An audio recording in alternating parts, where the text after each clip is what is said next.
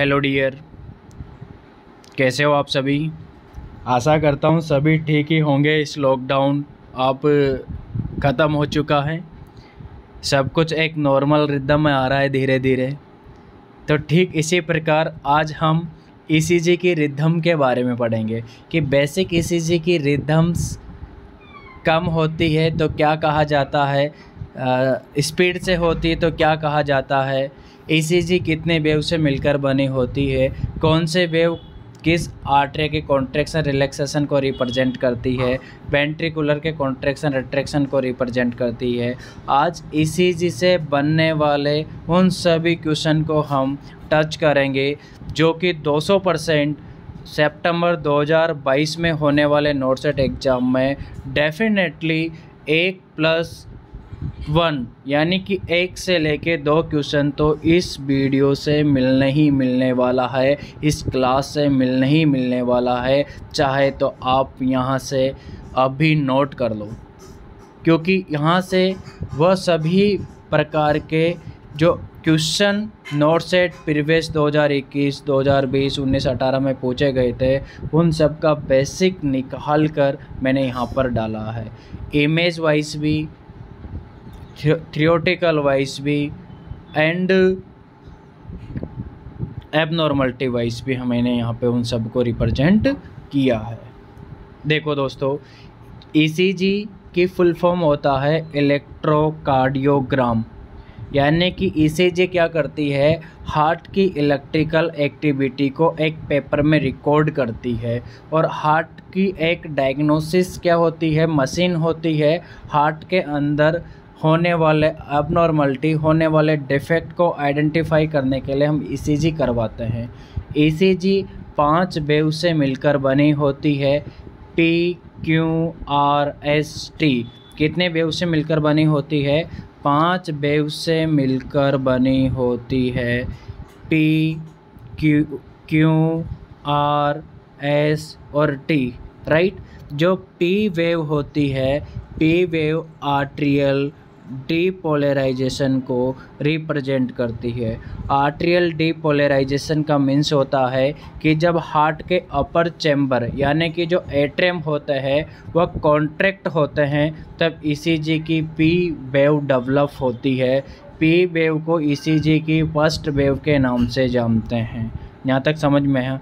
Then QRS जो ये complex बना हुआ है, ये कॉम्प्लेक्स जब हार्ट के बहुत वेंट्रिकल यानी कि right ventricle and left ventricle जब कॉन्ट्रैक्ट करते हैं तब ईसीजी में QRS कॉम्प्लेक्स डेवलप होता है, यानी कि वेंट्रिकुलर डीपोलराइजेशन को रिप्रेजेंट करता है QRS कॉम्प्लेक्स।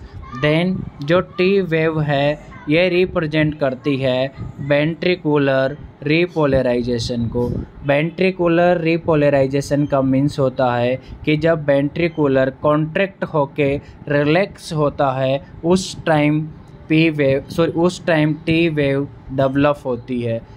वेंट्रिकुलर रिलैक्सेशन के टाइम, यानी कि वेंट्रिकुलर रिलैक्सेशन को रिप्रेजेंट करने वाली ईसीजी की जो वेव होती है उसको टी वेव के नाम से जानते हैं। वेंट्रिकुलर कॉन्ट्रैक्शन को रिप्रेजेंट करने वाली जो वेव होती है उसको QRS कॉम्प्लेक्स के नाम से जानते हैं। आर्ट्रियम के कॉन्ट्रैक्शन, एट्रियम के कॉन्ट्रैक्शन या फिर डीपोलराइजेशन को रिप्रेजेंट करने वाली जो वेव होती है उसको पी वेव के नाम से जानते हैं। दोस्तों, my name is NK sir, my speciality OBG और ये माई कॉन्टैक्ट नंबर। जिस बच्चों को नोटसेट 2022 की प्रिपरेशन करना है या अदर नर्सिंग कम्पिटिटिव एग्ज़ाम की प्रिपरेशन करना है तो इस नंबर पे मुझसे कांटेक्ट कर सकते हैं। दोस्तों आगे बढ़ते हैं, यानी कि नॉर्मल रिदम आप देख रहे होंगे ऊपर, इस प्रकार से नॉर्मल रिदम होता है। आप ऊपर का जो डायग्राम है ये नॉर्मल रिदम को रिप्रेजेंट कर रहा है, नीचे का जो डायग्राम है ये एबनॉर्मल रिदम को रिप्रेजेंट कर रहा है। जो एबनॉर्मल रिदम है इसको बोलेंगे आर्ट्रियल फिब्रिलेशन। इस डायग्राम के अकॉर्डिंग जो नीचे का डायग्राम है ये आर्ट्रियल फिब्रिलेशन को रिप्रेजेंट कर रहा है। आर्ट्रियल फिब्रिलेशन को आप कैसे देखोगे, इसमें देखो जो PQRS कॉम्प्लेक्स है ये तो आपको नॉर्मल दिखाई दे रहा है, बट इसमें कहीं पर भी आपको P वेव नज़र नहीं आ रही है। इट मीन्स P वेव क्या होती है, एब्सेंट होती है।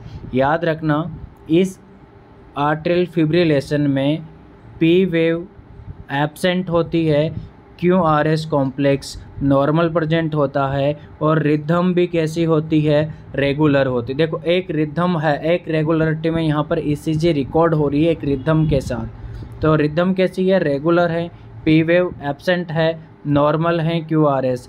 समटाइम क्या होता है कि QRS जो कॉम्प्लेक्स है वह नैरो हो जाता है, बट नॉट ऑलवेज, हमेशा के लिए वो नैरो नहीं रहता है, समटाइम बाद नॉर्मल हो जाता है। तो आर्टरियल फिब्रिलेशन का मतलब समझे आप, यानी कि नॉर्मल होता है QRS, एब्सेंट होता है P वेव, रिदम होती है रेगुलर, दैट्स इट।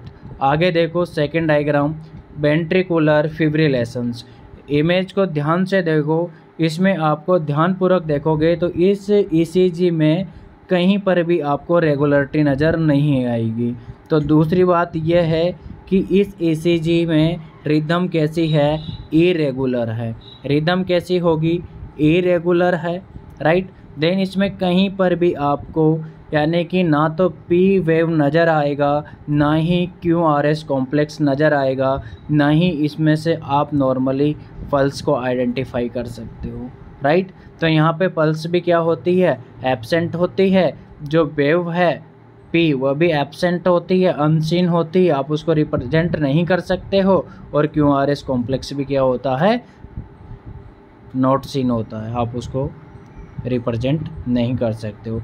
यानी कि ऐसी ECG, ऐसी रिदम जो इरेगुलर हो, P वेव को आइडेंटिफाई नहीं कर सकते हो, QRS कॉम्प्लेक्स को आइडेंटिफाई नहीं कर सकते हो, पल्स रेट को आइडेंटिफाई नहीं कर सकते हो, इस टाइप को हम बोलते हैं वेंट्रिकुलर फिब्रिलेशंस। क्या बोलेंगे, वेंट्रिकुलर फिब्रिलेशंस। ये क्वेश्चन नॉरसेट 2021 में पूछा गया है, 2021 में पूछा गया है, और 2022 में पूछा जाएगा। आर्टरियल फ्लटर क्या होता है, आर्टरियल फिब्रिलेशंस क्या होता है, उसके ऊपर से क्वेश्चन बनने की प्रोबेबिलिटी बहुत ज़्यादा है। तो दोस्तों इस क्लास को एकदम केयरफुली और ध्यानपूर्वक सुनना है और देखना है। देन आगे बढ़ते हैं। नेक्स्ट जो हमारा वेंट्रिकुलर टैकीकार्डिया। वेंट्रिकुलर टैकीकार्डिया को जब इस ECG इमेज को ध्यान से देखोगे तो वेंट्रिकुलर टैकीकार्डिया में आपको एक चीज़ नज़र आएगी। वह चीज़ ये आएगी कि इसमें आपको जो रिदम है एक रेगुलरिटी के हिसाब से दिखाई देगी। तो यानी कि वेंट्रिकुलर टैकीकार्डिया में रिदम तो क्या होती है, रेगुलर होती है, बट इसमें आइडेंटिफाई नहीं कर पाओगे कि P वेव कहाँ पर है। तो P वेव क्या होती है, अनसीन होती है, एब्सेंट होती है, और इसके अंदर जो QRS कॉम्प्लेक्स है वह भी क्या होता है, वाइड होता है, राइट। और जो यहाँ पर पल्स रेट है वो फास्ट होती है, यानी कि 100 से 250 बीट पर मिनट होती, 100 to 250 बीट पर मिनट से रिदम होती है, किसमें, वेंट्रिकुलर टैकीकार्डिया। टैकीकार्डिया का मीन्स होता है abnormal increase of pulse rate is called tachycardia. Bradycardia का मीन्स होता है कि पल्स रेट का 60 से कम हो जाना, ब्रेडिकार्डिया 100 से ज़्यादा हो जाना, टैकीकार्डिया लेकिन यहाँ से 100 से 250 तक है, इसलिए इसको फास्ट टैकीकार्डिया या फिर वेंट्रिकुलर टैकीकार्डिया के नाम से जानते हैं। दोस्तों अगला इमेज वेंट्रिकुलर टैकीकार्डिया का सब टाइप है, इसी के अंदर है torsade D points. Torsade D point में क्या होता है कि जो पल्स रेट होती है वो क्या होती है, वेरी फास्ट हो जाती है। क्या हो जाती है, वेरी फास्ट हो जाती है। जो पल्स रेट हैं वो क्या हो जाती है, वेरी फास्ट हो जाती है। पल्स रेट वेरी फास्ट हो जाती है, राइट। इसके अंदर जनरली आप सी नहीं कर सकते हो पल्स रेट को। यहाँ पे जो रिदम है देखो एक रेगुलरिटी नहीं है, तो रिदम भी कैसी होगी, इरेगुलर होगी। जो P वेव है वह भी इसमें आप आइडेंटिफाई नहीं कर पाओगे, तो नो P वेव PBA भी एब्सेंट रहेगा। लेकिन यहाँ पर जो QRS कॉम्प्लेक्स है वो आपको चौड़ा दिखाई देगा, वाइड दिखाई देगा। लेकिन यहाँ पर आप जब ध्यानपूर्वक देखोगे, ध्यानपूर्वक देखने से आपको दो चीज़ें मिलेगी। दो चीज़ें क्या मिलेगी कि एक में तो क्या हो रहा है कि रिदम टोल है, एक में तो रिदम क्या है, टोल है। एक में तो रिदम देखो यहाँ पे तो टोल है, यहाँ पे शॉर्ट है, तो रिदम इरेगुलर होती है, यानी कि कभी टोल कभी शॉर्ट इस प्रकार से चलती है। और लेकिन यहाँ पर जो पल्स रेट है वो वेरी फास्ट रिदम होती है, यानी कि 200 से 250। वहाँ पे कितना था 100 से 250, यहाँ पे कितना है 200 से 250। यहाँ तक समझ में आया दोस्तों। देन आगे बढ़ते हैं आर्ट्रियल फिब्रिलेशंस। आर्ट्रियल फिब्रिलेशन और आर्ट्रियल फ्लटर में क्या डिफरेंट है? सिर्फ एक ही चीज़ का डिफरेंट है आर्ट्रियल फिब्रिलेशन और आर्ट्रियल फ्लटर में, यानी कि रिदम की रेगुलरिटी के हिसाब से। कि आर्ट्रियल जो फिब्रिलेशन है इसमें क्या होता है, इरेगुलर रिदम होती है, जबकि इसमें रेगुलर और इरेगुलर प्रेजेंट होती है किसमें, आर्ट्रियल फ्लटर पे। यहाँ तक आपको समझ में आया। देन हम बात करते हैं कि आर्ट्रियल फ्लटर के अंदर यानी कि जो रिदम्स होती है वो कैसी होती है, इरेगुलर होती है। पी वेव नॉट आइडेंटिफाई, यानी कि आइडेंटिफाई नहीं कर सकते हो, यानी कि नो पी वेव, एब्सेंट होता है पी वेव। और उसके बाद जब आप देखोगे QRS कॉम्प्लेक्स आपको आर्ट्रियल फिब्रिलेशन में नॉर्मल दिखा ही देगा, यानी कि इसमें QRS कॉम्प्लेक्स नॉर्मल सीन होता है। देन इसके बाद आर्ट्रियल फ्लटर की बात करें, आर्ट्रियल फ्लटर में क्या होता है कि रिदम रेगुलर और इरेगुलर वो दोनों हो सकती है। जो पी वेव है उसको आप आइडेंटिफाई नहीं कर सकते हो, no P wave. Then QRS complex है वह नॉर्मल होता है, यानी कि इसका भी नॉर्मल होता है QRS कॉम्प्लेक्स, इसका भी नॉर्मल होता है। इसमें भी पी वेव एब्सेंट होती है, इसमें भी पी वेव एब्सेंट होती है। बात करें इसके अंदर इरेगुलर होती है रिदम, क्या होती है, इरेगुलर, जबकि इसके अंदर बोथ होती है, रेगुलर भी होती है और रीरेगुलर भी होती है। समझ रहे हो, इसमें रिदम इरेगुलर होती है, समझ रहे हो आप, इसमें बोथ होती है, बोथ, यानी कि रेगुलर भी हो सकती है और इरेगुलर भी हो सकती है। दोस्तों यहाँ तक समझ में आया। देन आगे बढ़ते हैं प्री मैच्योर वेंट्रिकुलर कॉन्ट्रैक्शंस। इसके अंदर जब आप ध्यानपूर्वक देखोगे PVC के अंदर, तो PVC के अंदर आपको मिलेगा कि इसके अंदर जो रिदम है वो इरेगुलर होती है, कहीं पर भी आपको पी वेव नज़र नहीं आएगी। इट मीन्स पी वेव भी क्या होती है, एब्सेंट होता है। यहाँ पर जो QRS कॉम्प्लेक्स है वह QRS कॉम्प्लेक्स नॉर्मल होता है। यहाँ तक आपको समझ में आया। किसके अंदर, यानी कि ventricular, pre mature ventricular contraction, किसके अंदर, प्री मैच्योर वेंट्रिकुलर कॉन्ट्रैक्शन अंदर रिदम इरेगुलर होती है, QRS कॉम्प्लेक्स नॉर्मल होता है, पी वेव एब्सेंट होती है, राइट। देन इसके बाद आगे हम बढ़ते हैं। दोस्तों हमारी कोचिंग का नाम है, जो कोचिंग सेंटर है उसका नाम है नर्सिंग एकेडमी भोपाल। ये नर्सिंग के होने वाले सभी एग्ज़ाम की तैयारी, नर्सिंग के होने वाले सभी एग्ज़ाम की तैयारी करवाई जाती है एक्सपर्ट फैकल्टी के थ्रू। यानी कि अभी 10 तारीख 5/2022 यानी कि मई की 10 तारीख से नया बैच स्टार्ट हो रहा है नॉर्थ सेट CIP and CRP paramedical staff nurse के लिए, राइट।